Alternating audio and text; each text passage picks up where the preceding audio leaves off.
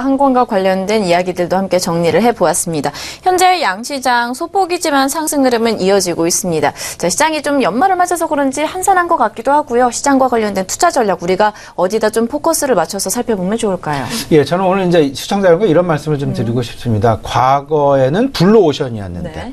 이제 지금 현재 레드오션으로 변한 업종, 그리고 앞으로 레드오션으로 변해가면서 한층 경쟁이 치열해질 수밖에 없는 그런 업종이 무엇일까?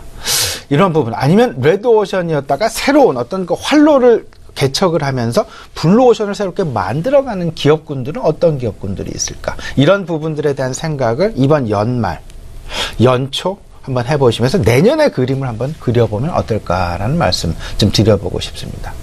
지금 현재 레드오션과 블루오션에서 그 경계점에서 좀 방향을 다소간 잡지 못하고 있는 업종이 바로 편의점 업종이다라고 볼 수 있을 것 같고요. 블루오션이었다가 이제 레드오션으로 이미 접어든 업종은 면세점 업종이다라고 봐야 되는 것이 맞지 않나 생각이 됩니다.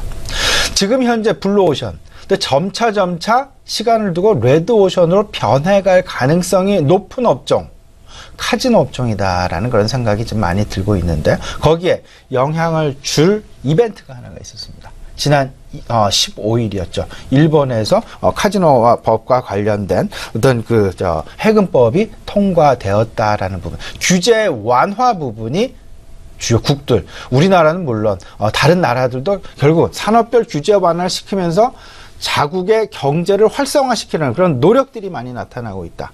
여기에는 내수의 부진을 극복하기 위한 외국인들의 자국으로 유입을 시키려는 그런 노력들이 과거 윤리적, 비윤리적 이런 산업들을 떠나서 이제는 비윤리적인 산업들까지도 규제를 완화시키면서 자국 내 경제를 활성화시키는 노력들이 많이 나타나고 있다라는 점, 이 부분에 꼭 눈여겨봐야 될 것 같습니다.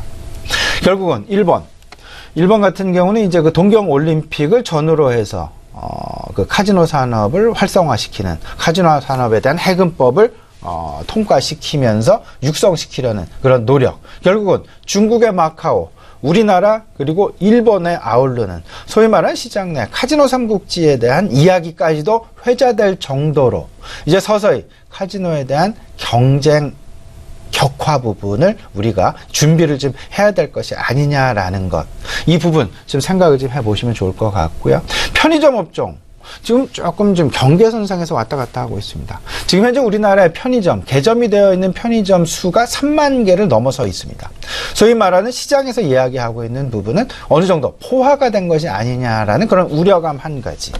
그래서 이제 그 편의점 업종의 성장세는 둔화될 것이다라는 것 한 가지. 하지만 편의점 객점 하나당 매출액의 수준이 일본의 지금 현재 5분의 1 수준에 밖에 이르지 않고 있다라는 점, 아직 성장이 더 남아있다. 그리고 최근 들어서 인구 변화의 트렌드인 혼밥 쪽, 혼술 쪽 1인 가구, 2인 가구의 증가에 따른 어찌 보면 편의점의 매출액은 증가할 수밖에 없을 것이다라는 긍정적인 입장, 이 두 가지가 최근 들어서 팽팽히 맞서면서 편의점주, BGF 리테일이랄지 GS 리테일이랄지 일단 보합권 양상에서 머물고 있다라는 부분. 하지만 제 개인적인 판단은 조금 좀 성장의 가능성이 상당 부분 더 높지 않겠냐. 그 근거에는 1인 가구가 지금 현재보다 상당 부분 증가할 가능성이 높을 것이다라는 인구 구조의 변화 차원에서 생각을 해본다라면 꾸준히 증가할 가능성이 있을 것이다라는 것,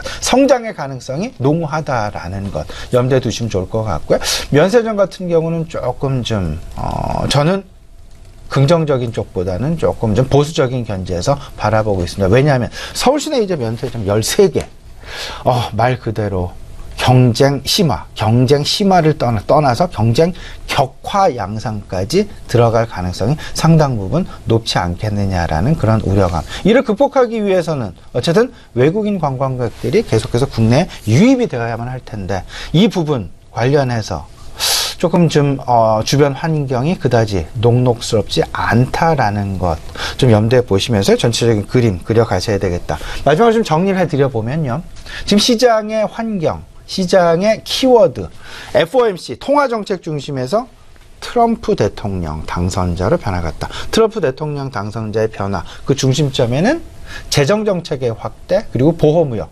재정정책의 확대는 인플레이션으로 바로 연결될 수밖에 없다라는 점. 따라서 결론 나오죠. 인플레이션 관련주에 대한 관심 계속 가져가야 될 것이다 라는 부분 다시 한번 좀 강조해드리고 싶습니다. 네, 이렇게 해서 오늘장 개장 현황부터 시장의 빅 이슈들까지 함께 좀 정리를 해봤습니다. 아데나 투자자문의 신승용 대표와 함께했습니다. 오늘 말씀 고맙습니다.